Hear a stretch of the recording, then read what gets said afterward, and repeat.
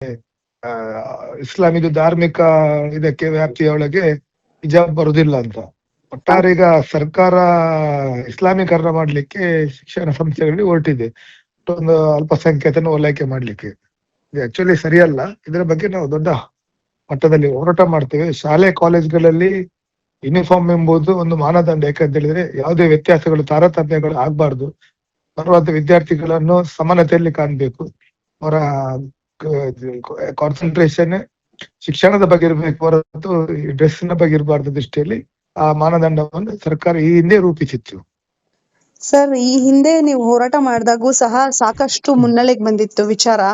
ಚರ್ಚೆ ಆಗಿ ಕೋರ್ಟ್ ಅಂಗಳಕ್ಕೂ ಹೋಗಿ ಕೋರ್ಟ್ ಸೂಚನೆ ಕೊಟ್ಟಿತ್ತು, ಶಾಲೆಯಲ್ಲಿ ಸಮವಸ್ತ್ರವೇ ಅಂತಿಮ ಅಂತ ಹೇಳಿ. ಹೌದು. ಈಗ ಇವರು ಕೋರ್ಟ್ ಅಲ್ಲಿ ಒಮ್ಮೆ ಡಿಸಿಷನ್ ಆದ ನಂತರ ಸರ್ಕಾರ ಅದಕ್ಕೆ ಅದು ನಿಷೇಧವನ್ನು ಹಿಂಪಡೆಯುವಂತದ್ದು ಸರಿಯಲ್ಲ.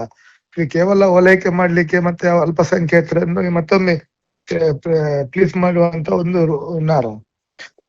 ಈಗ ಅವರ ಸರ್ಕಾರದಲ್ಲಿ ಗೊಂದಲಗಳುಂಟು. ಆ ಗೊಂದಲಗಳನ್ನು ದಾರಿ ತಪ್ಪಿಸುವ ಪ್ರಯತ್ನಗಳನ್ನು ಈ ರೀತಿ ಮಾಡ್ತಿದ್ದಾರೆ. ಒಟ್ಟಾರೆ ಏನೇ ಇದ್ರೂ ಕೂಡ ನಾವು ಅದಕ್ಕೆ ಒಪ್ಪುವಂತದಲ್ಲ. ಆ ಬಗ್ಗೆ ದೊಡ್ಡ ಮಟ್ಟದಲ್ಲಿ ನಾವು ಹೋರಾಟ ಮಾಡ್ತೇವೆ. ಶಾಲಾ ಕಾಲೇಜುಗಳಲ್ಲಿ ಯಾವುದೇ ಕಾರಣಕ್ಕೂ ಹಿಜಾಬ್ ಧರಿಸಲಿಕ್ಕೆ ನಾವು ಅವಕಾಶವನ್ನು ಕೊಡುದಿಲ್ಲ. ಸರ್, ಅದೇ ಈ ಮಧ್ಯೆ ಜನಿವಾರ, ಪೇಟ, ಟರ್ಬನ್, ರುದ್ರಾಕ್ಷಿ ಧಾರಣೆಗೆ ಅವಕಾಶ ಕೊಟ್ಟಿದೀವಿ. ಆದ್ರೆ ಕೇಸರಿ ಶಾಲೆ ಮಾತ್ರ ಅಲ್ಲ. ಈ ಹಿಂದೆ ಯಾವುದೇ ಹೈಕೋರ್ಟ್ ಇರ್ಬೋದು, ಯಾವುದೇ ನ್ಯಾಯಾಲಯದಲ್ಲಿ ಟರ್ಬನ್ ಇಟ್ ಇಸ್ ಅವರ ರಿಲಿಜಿಯಸ್, ಯಾವ್ದು ಸಿಖ್, ಅದಕ್ಕೆ ಗವರ್ಮೆಂಟ್ ಅಲ್ಲೇ ಕಾನೂನಲ್ಲೇ ಅವಕಾಶಗಳನ್ನು ಕಲ್ಪಿಸಿ, ಇವತ್ತಲ್ಲ ವರ್ಷ ಕಟ್ಲೆ ಹಿಂದೆಗಡೆ ಅವಕಾಶ ಕೊಟ್ಟಿದೆ. ಸರ್ಕಾರ ಉದ್ಯೋಗದಲ್ಲಿ ಕೂಡ ಅವರಿಗೆ ಅದನ್ನ ಅವಕಾಶವನ್ನು ಕಲ್ಪಿಸಿದೆ. ಅವರ ಇದರಲ್ಲಿ ಸರ್ವಿಸ್ ರೂಲ್ ಅಲ್ಲೇ ಉಂಟು ಟರ್ಬನ್ ಧರಿಸಲಿಕ್ಕೆ. ಆದ್ರೆ ಈ ಹಿಂದೆ ಸಹ ನೀವು ಹೋರಾಟ ಮಾಡಿದ್ದು ಹೇಳೋದಾದ್ರೆ ಹೋರಾಟದ ರೂಪುರೇಷೆ ಹೇಗಿತ್ತು ಸರ್ ಹಿಜಾಬ್ ವಿಚಾರದಲ್ಲಿ? ಇಲ್ಲ, ನಾವು ಅದರಲ್ಲಿ ಕಾಂಪ್ರಮೈಸ್ ಮಾಡ್ಲಿಲ್ಲ. ಯಾವುದೇ ಕಾರಣಕ್ಕೂ ಸ್ಕೂಲ್ ಕ್ಯಾಂಪಸ್ ರಿಲಿಜಿಯಸ್ ಪ್ರಾಕ್ಟೀಸಿಗೆ ಅದು ಸೂಕ್ತ ಜಾಗವಲ್ಲ. ರಿಲಿಜಿಯಸ್ ಪ್ರಾಕ್ಟೀಸಿಗೆ ಎಲ್ಲಿ ಮಾಡಬೇಕು ಅದನ್ನಲ್ಲೇ ಮಾಡಬೇಕು ಬಿಟ್ಟು ಸಾರ್ವಜನಿಕ ಶಾಲೆಗಳಲ್ಲಿ ಮಾಡಿದ್ರೆ ಅಲ್ಲಿ ಭೇದ ಭಾವಗಳಾಗ್ತದೆ, ಅಲ್ಲಿ ತಾರತಮ್ಯಗಳಾಗ್ತದೆ.